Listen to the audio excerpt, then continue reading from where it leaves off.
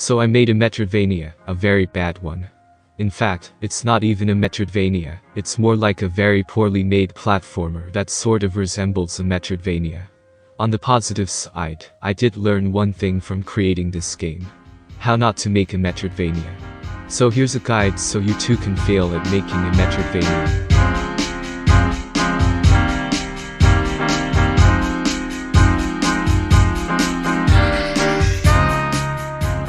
According to Google, a Metroidvania is a subgenre of action-adventure video games, focused on guided non-linearity and utility-gated exploration and progression.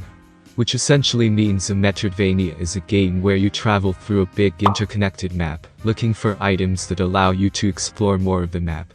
As you can tell, this makes it a hard genre to work with, as you need to get the pacing and exploration just right, as well as keeping the game balanced, making exploration rewarding, and all of this, while also making sure the player can quote-unquote lose themselves while exploring. So you probably shouldn't make your first game a Metroidvania, but since we don't know this, let's make it our first game ever, and also completely ignore what makes a good Metroidvania. Now, since we are looking to make this Metroidvania as bad as possible, we need to make sure it's as linear as it can possibly be. The less branching paths, the better. I achieved this in my game by making sure I didn't have any branching paths, and when I did, I made sure they all led to the same place, and had nothing unique to them, completely disregarding what the Metroidvania genre was about. Exploring. Exploring is the core of a Metroidvania. At first you might not realize it, since you'll be too focused on the stories of each Metroidvania, but as you progress through them, you'll begin to find out exploration is the core of any Metroidvania. If you look at any successful Metroidvania, like Hollow Knight, the Metroid franchise, Axiom Verge, etc., they all have something in common. The goal is always to explore. Sometimes it might be to find a way out, other times it might be for simple curiosity or answers, or sometimes you might even explore in order to reconstruct a giant machine, but in all cases you always need to explore, and that's why exploration is the core of any Metroidvania. Anyways, let's continue.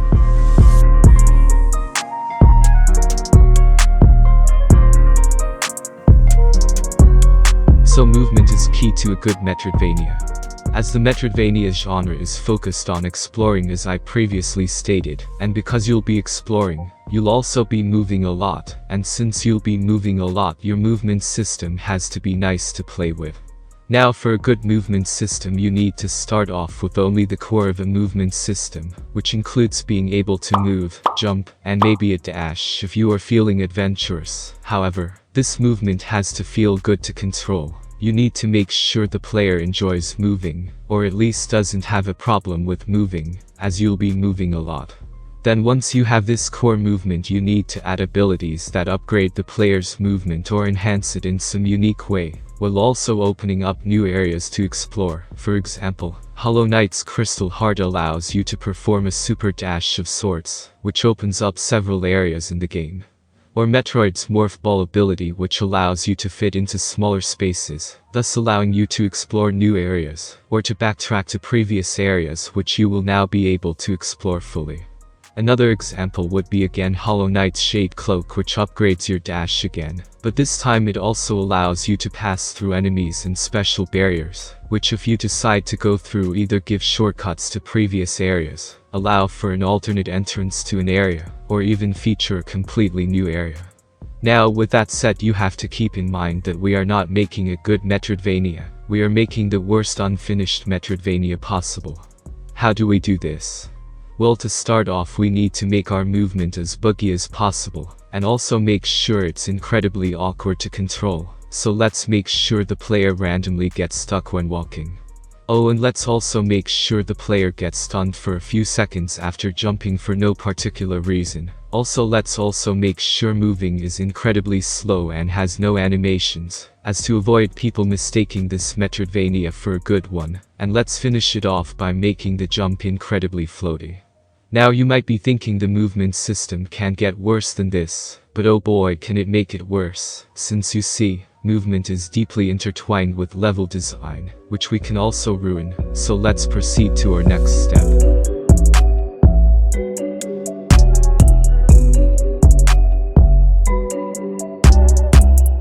Now to ruin level design we have to first know, what is level design? In a nutshell, level design is designing levels, or in our case rooms, as Metroidvanias don't use levels due to the fact that you, well, explore, so instead we call our quote-unquote levels, rooms. However, designing levels isn't too challenging. What is challenging is designing memorable levels, so we should ask ourselves instead, what makes for a memorable level? Usually, memorable levels feature something that makes them stand out. For my third Hollow Knight example now, there is this rumor small area called the Lake of Un. It stands out as you can see a Moss Knight, which are usually aggressive enemies. However, this one is just staring off into the Lake of Un. You might then begin to wonder, why is that knight passive?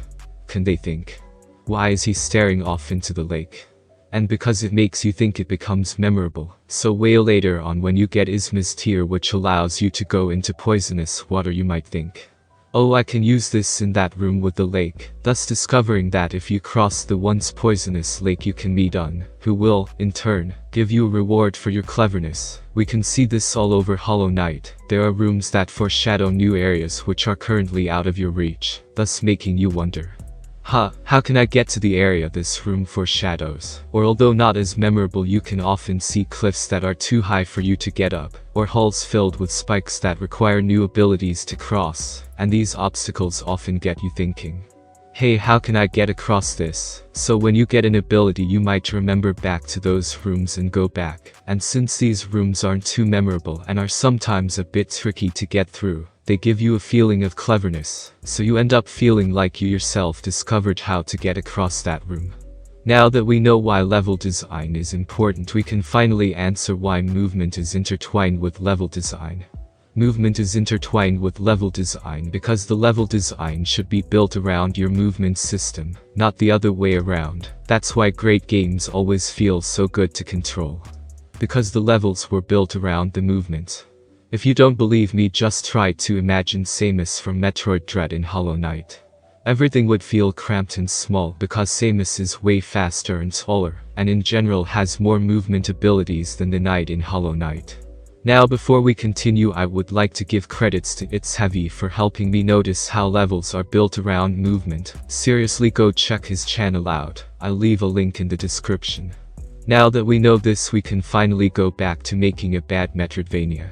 So what you are going to want to do is to make each room almost the same as the last one, with the exception of maybe an enemy or two. This is so all the rooms blend in together, in order to make sure the player never remembers any specific room. Also make sure to never have any room that remotely stands out, and make sure to never ever reward exploration. In fact, punishing exploration might even be better. Make sure to include really hard enemies or dead ends, if the player ever deviates from the main path. And sometimes if you are feeling particularly cruel, make a room that is incredibly hard to complete, and at the end of the room just reward the player with the worst reward you can think of. That might be a single coin, a useless ability, or something else that is underwhelming. Now let's continue with the next chapter.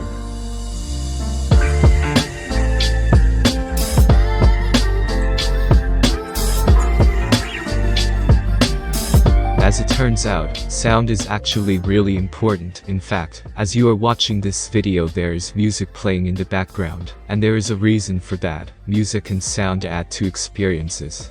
As an example, go back to any of my chapter transitions, but this time watch them with no sound and trust me, you'll see the difference. Having a game without sound is like having a movie with bad actors. It's like eating a chicken sandwich without the chicken. Like eating a Western bacon Carl's Jr. burger without the bacon. Like being hungry without actually craving anything. Like having a Star Wars movie without the I have a bad feeling about this quote. Like having a Call of Duty match without a salty 12-year-old screaming into his 80-year-old microphone used in World War I. Okay, I might have gone a bit too far there, but the point is, sound adds a lot to games, or really anything, as sound helps invoke feelings, and completes experiences. If you think back to any cutscene from any game, movie, or any piece of media, there was probably a lot of sounds involved in that cutscene. As an example, take any Elden Ring boss battle and remove the music, and I swear it isn't even half as bad as this with the music.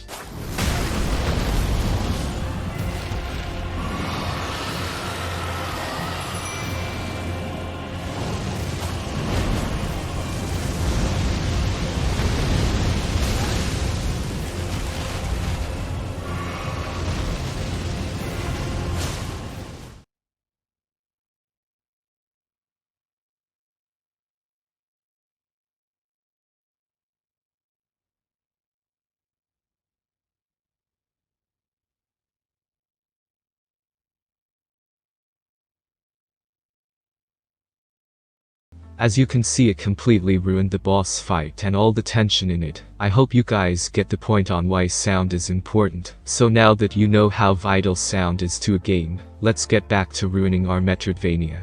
The first step to make sure our Metroidvania is as bad as it can be is to have sound, but make sure it's as annoying as possible. You can achieve this by making everything high-pitched chirps whenever you jump, high-pitched chirp whenever you die, very high-pitched chirp whenever you take damage, again high-pitched chirp, and just continue this process over and over with every single interaction in your game. I'll also make sure to make a 10-second piece of music that is constantly playing in the background. The more distracting, the better. Anyways, let's continue to the final chapter.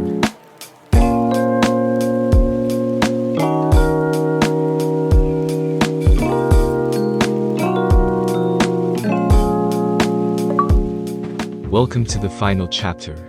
I will be covering everything we've learned so far on how to make the worst Metroidvania ever. Let's get started. Firstly, make sure to first make your world. Try to keep it as linear as possible, while also making sure any extra path you make punishes the player for deviating from the main path. Then make sure there is nothing interesting in your world. You can achieve this by using the same colors for everything in your world and making sure there is no decoration nor world building whatsoever.